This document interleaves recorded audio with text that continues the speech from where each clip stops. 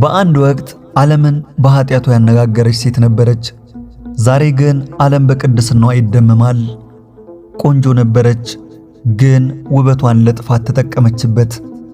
ንጉሳውያንና ባለጸጋዎች በፊቷ ይወድቁ ነበር። እርሷ ግን በመጨረሻ በአሸዋማው በረሃ ውስጥ ለአራዊት ንግሥት ሆነች። ይህ ታሪክ ስለ ማርያም ግብፃዊት ብቻ አይደለም። ይህ ታሪክ ለአምላክ ሊሳነው የሚችል ነገር አለ ብለው ለሚጠራጠሩ ሁሉ የተሰጠ ታላቅ መልስ ነው። ሰላም የእግዚአብሔር ቤተሰቦች እንደምን አላችሁ? የእግዚአብሔር ጸጋና ሰላም ከሁላችንም ጋር ለዘላለሙ ይኑር። ለቻናላችን አዲስ ከሆኑ ሰብስክራይብ በማድረግ ቤተሰብ ይሁኑ። የቅድስቲቷን በረከት ያሳድርብን ዘንድ አብራችሁን ቆዩ። የኢየሩሳሌም ሊቀ ጳጳስ አፍሮኒዮስ እንደጻፈው ቅድስት ማርያም ግብፃዊት የተወለደችው በግብፅ ነው። ከዚያም የዝሙት ፍቅር አደረባት። ለ17 ዓመት ያህል ሰዎችን በሚያቃጥል የኃጢአት እሳት ታስፈጃቸው ነበር። ዝሙት እየሰራች ብዙዎችንም ታስት ነበር። ዝሙት ከመውደዷ የተነሳ ገንዘብ እንኳን ልስጥሽ ሲሏት አትቀበልም ነበር። በእግዚአብሔርም አታምንም ነበር። በዚያው ፋንታ እንደፈለገች ትሆን ነበር። በልቧ ከዚህ ሥራዬ ማንም አይከለክለኝም ትል ነበር።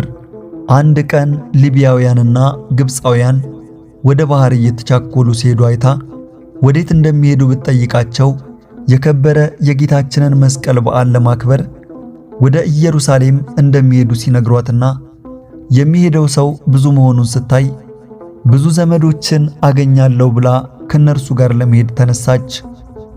ለጉዟ ወይም ለምግብ የሚሆን አንድም ገንዘብ አልያዘችም ነበር። በዚያም ብዙዎችን ለማሳት አስባ ነበር። በኋላም በሰውነቷ ማማር ብዙዎችን በዝሙት ምክንያት አጠመደች። ወደ ተቀደሰ ቦታ የሚሄዱትን ሰዎች በማሳት ዋና የሰይጣን መረብ ሆና ነበር። በዚህም ስራዋ እየተኩራራች ለሰው ሁሉ ትናገር ነበር። የኃጢአተኛን ሞት የማይወድ እግዚአብሔር መመለሷን እየጠበቀ ይታገሳት ነበር። በመጨረሻም ኢየሩሳሌም ደርሰው ከበዓሉ በፊት እንደለመደችው እንደውም በከፋ መልኩ ዝሙትን አብዝታ ትሰራና ሰውንም ታስት ነበር። የበዓሉ ዕለት ጠዋት ብዙ ተሳላሚዎች ጌታችን መቃብር ላይ ወደ ተሰራች ቤተክርስቲያን ሊሳለሙ ሲሄዱ አየችና እዛ ሄደው ምን እንደሚያደርጉ ለማወቅ ፍላጎት አደረባት።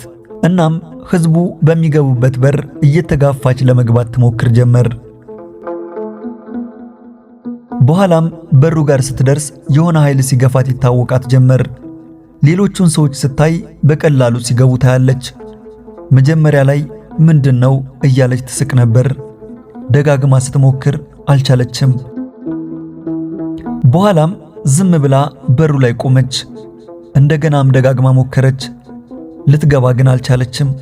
ሲደክማት እዚያው በሩ አጠገብ ቆመች። በህሊናዋም በብዙ መከራ ምን እንደሆነ ታስብ ጀመር። ቅዱስ መስቀሉን ለማየት እርሷ ያልቻለችበትን ምክንያት ታስብ ጀመር። የድህነት ቃል የልቦናዋን አይኖች ነካቸው። እንዳልገባ የከለከለኝ የራሴ ኃጢአት ነው ስትል አሰበች። በኋላም በማልቀስና ደረቷን እየደቃች ከውስጣዊ ልቧ ማዘን ጀመረች። ለምን አልገባም? እንዳልገባ የከለከለኝ የኃጢአቴ ብዛት ነውን? እያለች ደጋግማ ራሷን ትጠይቅ ጀመር። ያን ጊዜ የእመቤታችንን የቅድስት ድንግል ማርያምን ስዕል ከበሩ ላይ አየችና ሄዳ ስዕሉ ፊት ቆማ የስዕሉን ግርማና ውበት ባየች ጊዜ ያለፈ የራሷ ኃጢአት ወለል ብሎ ታያትና አረፈች። ከዚህም በኋላ በብዙ ለቅሶ ከቅድስት ድንግል ማርያም ስዕል ስር ወድቃ ከእንግዲህ በኋላ ለጌታዬ አገልጋይ ላንቺም ባሪያ ሆን ዘንድ እድል አገኝ ይሆን እያለች ታለቅስና ትለምን ጀመር። ጌታችንንም ካለችበት ስቃይና መከራ እንዲያድናትና በመንገዱ እንዲመራት ለመነችው። ቅዱስ መስቀሉን ካየው በኋላ ዓለምና ደስታዋን እንደምክድ ቃል ገባለው ብላ ቃል ገባች። ከጸለየችም በኋላ የመተማመን ስሜት ተሰማትና ወደ መስቀሉ ቦታ ወደሚያስገባው ቦታ ሄደች። ከዚያም ያለ ችግር ገባች። በኋላም መስቀሉ ጋር ደርሳ በመንቀጥቀጥና በብዙ እንባ ሳመችው። የእግዚአብሔርን ምስጢርና ንስሐን እንዴት እንደሚቀበል አየች። ከዚያም ወጥታ ቃል ወደ ገባችበት ወደ እመቤታችን ስዕል ጋር ሄዳ የኃጥአንን ንስሐ በአንቺ አማላጅነት የሚቀበል እግዚአብሔር የተመሰገነ ይሁን፣ አሁን የገባሁትን ቃል ፈጽም ዘንድ ጊዜው ነው፣ እጄን ይዘሽ ወደ ንስሐ ምሪኝ አለች። ያን ጊዜ የእመቤታችን ስዕል አፍ አውጥታ ዮርዳኖስን ብትሻገሪ እረፍት ታገኛለሽ አለቻት። ከዚያም እመቤቴ ሆይ አትለኝ ብላ ለቀሰች እና ከዚያም ተነስታ ወደ በረሃ ጉዞ ጀመረች። ከመንገደኞቹም አንዱ እህቴ ሆይ እንኪ ብሎ 3 ሳንቲም ሰጣትና በእነርሱ ለመንገዷ የሚሆን ዳቦ ገዝታ እያለቀሰች ከከተማው ወጣች። መንገድ ላይም መሸባትና የዮሐንስ መጥምቅ ቤተክርስቲያን አግኝታ እዛው ስታለቅስ አደረች። ጠዋትም አስቀድሳ እመቤታችንን አንቺ ተከተይኝ እያለች ጉዞዋን ጀመረች። ጀልባን ፈልጋ ዮርዳኖስን ተሻገረች። ከዚያም ወደ አንድ በረሃ ደረሰች። በዚያም እህልም ሰውም ሳታገኝ ለ47 ዓመታት እየተጋደለች ወደ እርሱ የሚመለሱትን ከሚቀበል ፈጣሪ ጋር ኖረች። ከ47 የተጋድሎ ዓመታት በኋላ ዞሲማስ የተባለ መነኮስ እመቤታችን አስነስታ ልካው ቢሄድ ከሩቅ አያት። እርቃኗን ነበረች። ተነስታ ሮጠች። እጅግም ከመክሳቷ የተነሳ ሰው መሆኗ አያስታውቅም ነበር። ዞሲማስም ያየሁት ምንድነው? በረከት ቀረብኝ ብሎ ተከትሏት ሮጠ። ጥቂት ተሯሩጠውም ወደ ጉድጓድ ገባች። መለስ ብላም ከኔ ጋር ልትነጋገር ከወደድክ እርቃኔን ነኝና ጨርቅ ጣልልኝ አለችው። እርሱም መደረቢያውን ጣለላት። ያንን ለብሳ ወጥታ እጅ ተነሳሱ። ስላሳለፈችውና ስለነበራት ሕይወት አጫወተችው። ከዚያም ለመጀመሪያው 17 ዓመታት የነበረባትን ፈተና እንዲህ አለችው። አባት ዞሲማስ ሆይ 17 ዓመት በዚህ በረሃ ከአራዊት ከክፉ ምኞትና ከክፉ ሕሊና ጋር ስታገል ኖርኩ። ያለፈ ሕይወቴንና ያሳለፍኩትን ደስታ እያሰብኩ እፈተን ነበር።